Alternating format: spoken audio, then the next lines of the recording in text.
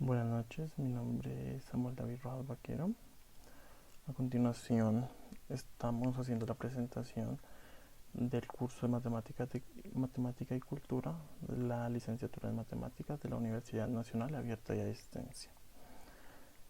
Los temas a tratar, inicialmente empezaremos con mis diapositivas sobre las características de una comunidad no occidental en un país occidental. Sobre esto podemos dar definición de que en nuestro país encontramos demasiadas comunidades indígenas, afrodescendientes, diferentes pueblos, diferentes ciudades pequeñas del país, de la región, que se encuentran subdesarrolladas, que no han alcanzado su avance de desarrollo tecnológico, económico, social, de todas las formas posibles. Entonces, de esta manera, sabemos que en Colombia encontramos comunidades afrodescendientes, como podemos encontrarlas en el Pacífico, las comunidades chocuanas, las comunidades indígenas que se encuentran cerca. Y además de eso, de que podemos visualizar de que en todo el país hay diferentes comunidades indígenas. Las creencias de las comunidades no occidentales a las comunidades,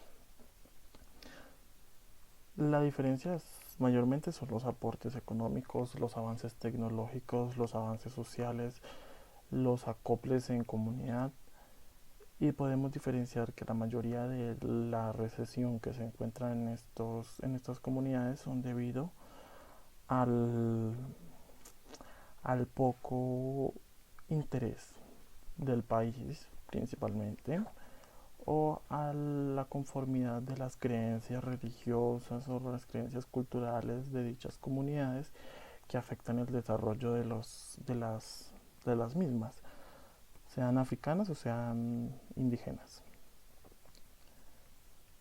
Mm, el pensamiento matemático representa hoy día un componente muy influyente en prácticamente cada uno de los aspectos de la cultura humana, creando y apoyando su evolución y confrontando a cada cultura a su desenlace de ayuda mutua.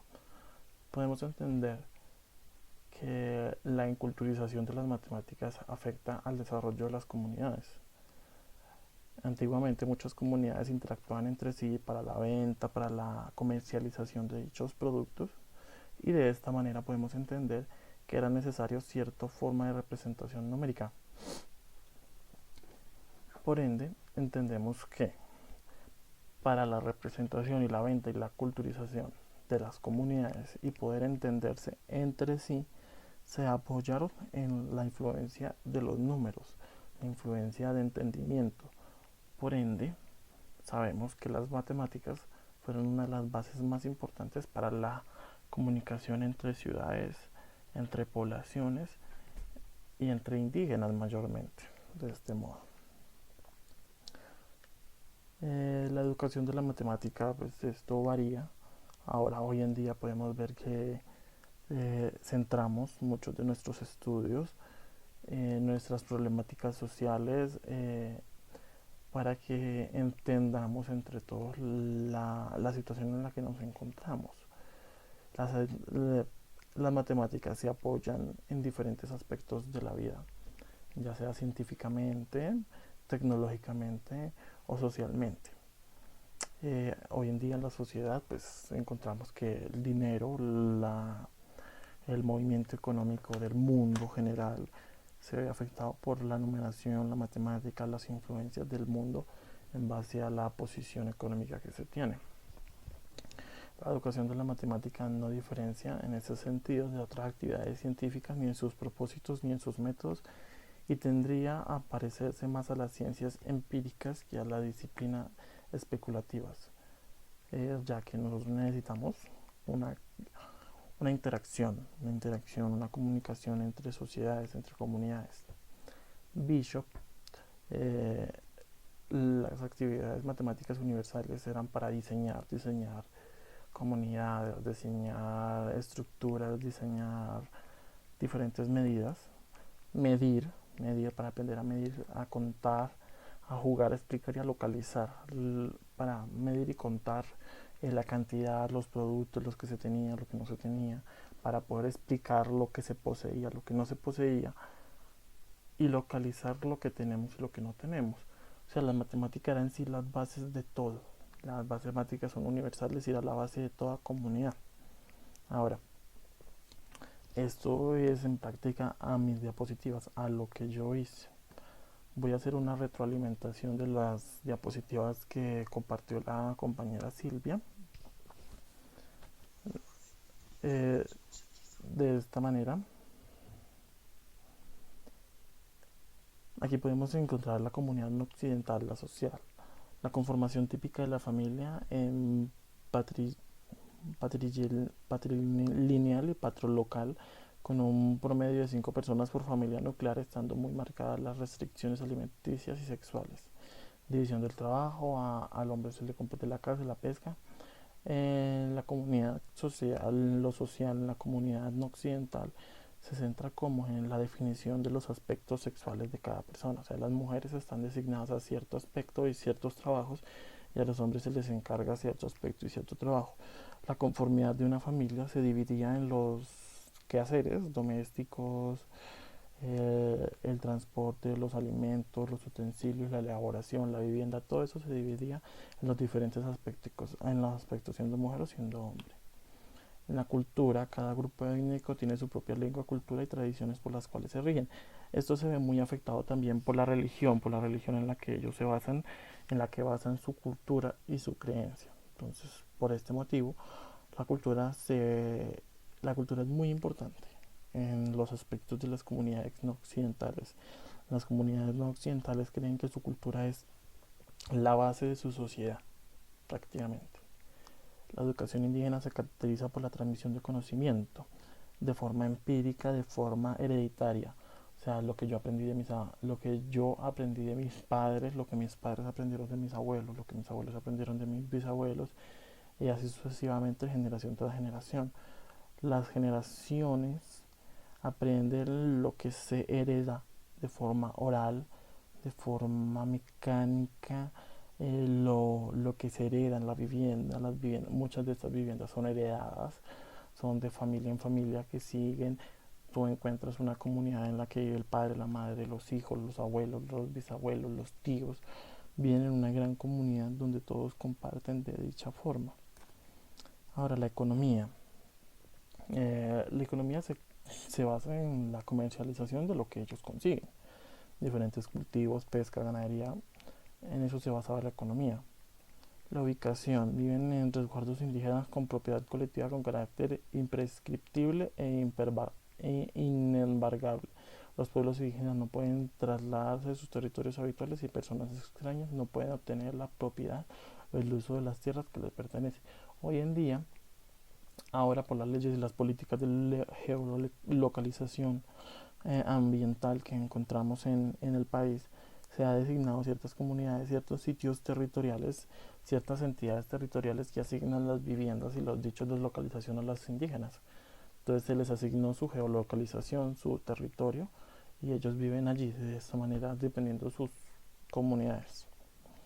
Aquí podemos encontrar que la compañera hizo una lista de las diferentes comunidades que se encuentran en Colombia, que menciona que 1 millón de indígenas integran alrededor de 40 pueblos indígenas diseminados por todo Colombia, los cuales son Guayú, Kioyo, ahí dice la lista completa. Pues no hay necesidad de decirlos cada uno, pero sabemos más o menos que hay 40 pueblos indígenas designados por todo Colombia. Esas son como las diferencias que la compañera designó para las diferencias de no occidentales y las comunidades alternativas, que presentan las culturas tradicionales, pertenecen a tradiciones organizativas diseñadas del Estado moderno, pertenecen a culturas que sobreviven la expansión planetaria de la civilización occidental. Eh, por el otro lado encontramos ubicados en la periferia, informidad, las comunidades alternativas presentan modelos de vida y paradigmas urbanos alternativos, nuevas formas de vivir, de convivir, de relacionarse, y sus estructuras de economía son diferentes a las estructuras indígenas. Eh, Fenómeno cultural. Por medio del proceso de enculturación de las matemáticas, el docente transmite valores a todos los alumnos. Pero continuamos, hubo un problema en la cámara. Por las matemáticas como fenómeno cultural. La mayoría de los docentes tienen que centrarse en la educación.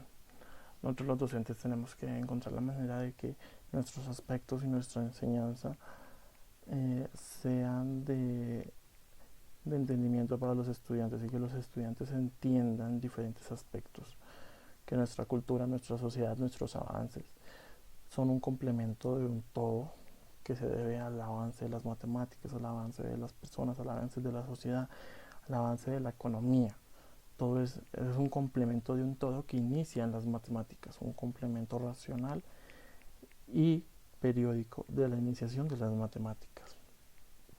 Ahora, en la siguiente diapositiva encontramos las actividades matemáticas universales de Bishop, lo que hablamos hace un momento, de lo que Bishop se centró para especificar y mostrar su conocimiento y lo que él entendió y entendemos todos para las diferentes funciones y utilidades de la matemática, para medir, diseñar, jugar, explicar, localizar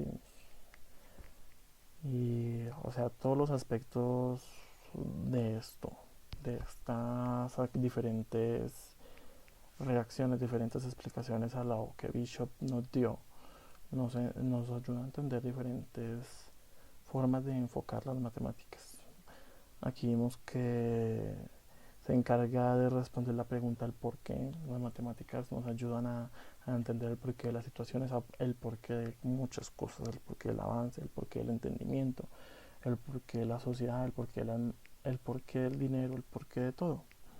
Permite crear reglas, procedimientos, tareas y los criterios de formación ritualizan. Por lo anterior, jugar es la actividad crucial para el desarrollo matemático.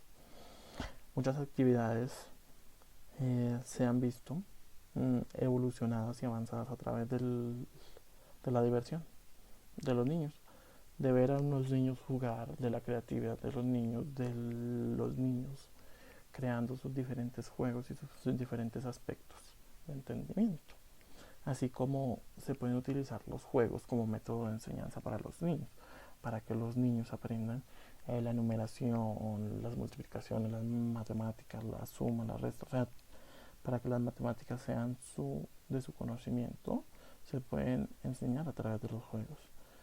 Diseñar para la infraestructura, para todo lo que sea las contextualizaciones de objetos y artefactos. La construcción en total, de otra manera. Para medir la medición, lo que entendemos, cuánto mide una cama, cuánto mide un sofá, cuánto mide un computador, cuánto mide, o sea, la medición territorial. Para localizar los aspectos topográficos y cartográficos del entorno, y para la economía, lo que está relacionado con el comercio, riqueza, el empleo, la propiedad y el nivel social. Técnicamente estamos hablando de un todo. Esto fue la contextualización de la compañera Silvia.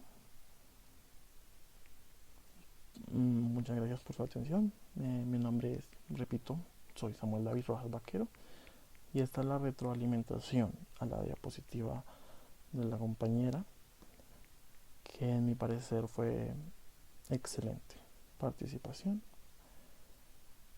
Muchas gracias por su atención.